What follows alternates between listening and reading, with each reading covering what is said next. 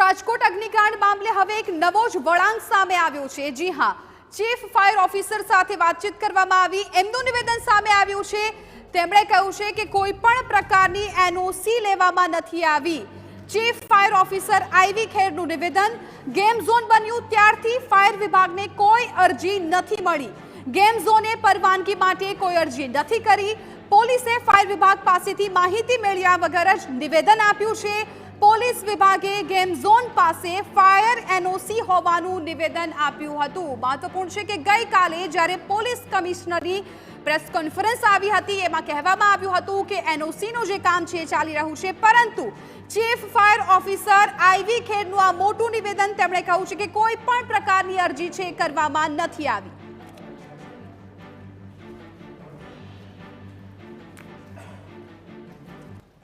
Game ઝોનમાં લાગેલ આગ મામલે આપણી સાથે વાત કરવા ઉપસ્થિત છે ચીફ ફાયર ઓફિસર આઈવી ખેર સાહેબ, તેમની સાથે વાત કરીશું। ખાસ તો કયા પ્રકારની મંજૂરી કોઈ લેવામાં આવી હતી?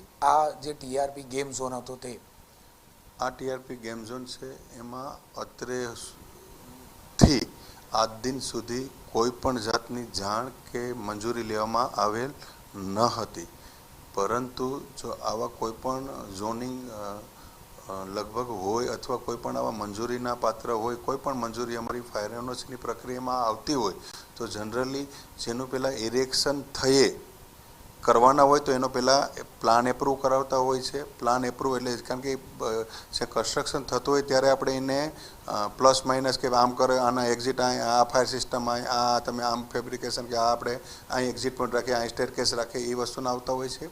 બીજું ત્યારબાદ તે જે તે લગતમાં મંજૂરીમાં અથવા એમાં જતું હોય છે, ત્યારબાદ એ પૂરું ઇરેક્શન થયેથી અથવા બાંધકામ થયેથી ફરીવાર નિયમ અનુસારના ફાયરના સાધનો ઇન્સ્ટોલ કરેથી તેના જરૂરી સર્ટિફિકેટ સાથે ફાઇલ સાથે અત્રે ઇન્વર્ટ થતા હોય છે। તેમાં એ અત્રે ઇન્વર્ટ થઈ ઇન્વર્ટના ચેકિંગમાં અત્રેથી નિયરેસ્ટ જે પણ ફાયર સ્ટેશન હોય ત્યાં મોકલવામાં આવે છે।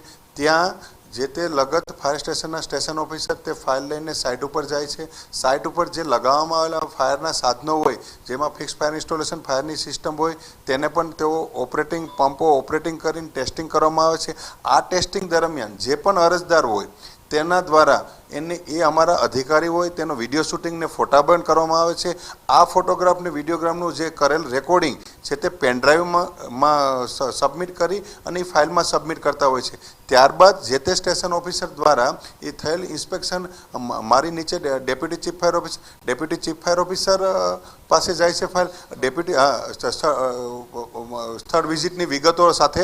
પણ ડેપ્યુટી ચીફ ફાયર ઓફિસર ભાઈ ડોક્યુમેન્ટને ચેકલિસ્ટને વસ્તુના જોઈ લે, એને જરૂર જણાય તો સ્થળ વિઝિટ કરે, બાકી અત્રે ફોરવર્ડ કરવામાં આવશે અને અત્રેથી ચેક કરી ને ડોક્યુમેન્ટ ને એનઓસી ઇસ્યુ કરવામાં આવે છે। આ પ્રકારની કોઈ પણ પ્રક્રિયા આ કિસ્સામાં ટીઆરપી ગેમ ઝોન માટે થયેલી ખરી? નહીં, આ કિસ્સામાં તો કોઈ અરજી જ નથી થઈ, પણ આ પ્રકારની અમારી એનઓસીની પ્રક્રિયા હોય છે। બીજું કે આ મેં અત્રે આ દિન સુધી મીન્સ કે 2-4 વર્ષથી કે જેટલી બી એનઓસી દીધી બધામાં વિડીયોગ્રાફી અને ફોટોગ્રાફી, એવું નથી કે આ એક જ આવું પ્રકાર બદલે અમે વિડીયોગ્રાફી જેટલી બી આપણે 2020 કે 21થી દીધી બધાની વિડીયોગ્રાફી ને ફોટોગ્રાફી કરવામાં પેનડ્રાઈવ। ટૂંકમાં કહીએ તો જે આ ટીઆરપી ગેમ ઝોન હતો તેને 2 વર્ષ કે 3 વર્ષ કે 4 વર્ષ જ્યારથી હતો ત્યારથી એને એક પણ વખત ફાયરની કોઈ મંજૂરી ના અત્રે અરજદાર જ નથી થયા સર।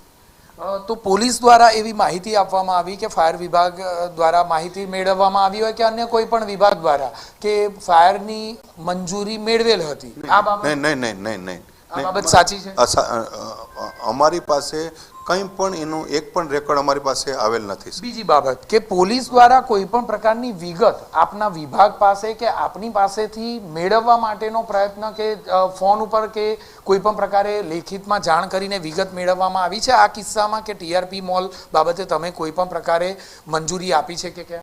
નહીં, એમાં વસ્તુના પૂછવામાં આવ્યું હતું કે આ જે એ તો જે રૂટીન એકબીજાના ડિપાર્ટમેન્ટની પર કે ભાઈ આવું અત્રેથી ઇસ્યુ થયેલા છે લાયસન્સ, તો આમાં તમને કોઈ એનઓસી આપના દ્વારા આપેલ કરેલ કાર્યવાહીની વિગત આપે તો આપણે એને જવાબ કહી દે। બાકી તો બધા જે રૂટીન કોલના ને વસ્તુના જે વસ્તુના આવતા હોય છે. પણ આપણે એવું કંઈ વસ્તુના અત્યારથી કોઈ ડોક્યુમેન્ટ આપણે આવેલ જ નથી ને આપણે એને આપેલ નથી. કોઈ પણ પ્રકારે કોર્પોરેશન હોય કે પછી અન્ય કોઈ પણ વિભાગ હોય તેમના દ્વારા કોઈ પણ પ્રકારની આ પ્રકારે માહિતી માંગવામાં આવી હોય લેખિતમાં પોલીસ દ્વારા પણ એવું કંઈ બન્યું છે ખરું?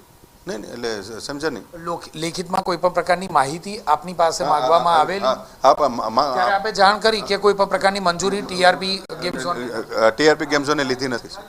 ટૂંકમાં કહીએ તો કોઈ પણ પ્રકારની મંજૂરી ટીઆરપી ગેમ ઝોને લીધી જ ન હતી, ફાયર વિભાગની કોઈ પણ પ્રકારની મંજૂરી લીધી ન હતી અને તેમ છતાં આ જે વિસંગતતા છે તે વિસંગતતા સરકારી વિભાગમાં શા માટે છે, પોલીસ અને ફાયર વિભાગમાં, તે સૌથી મોટો પ્રશ્ન છે.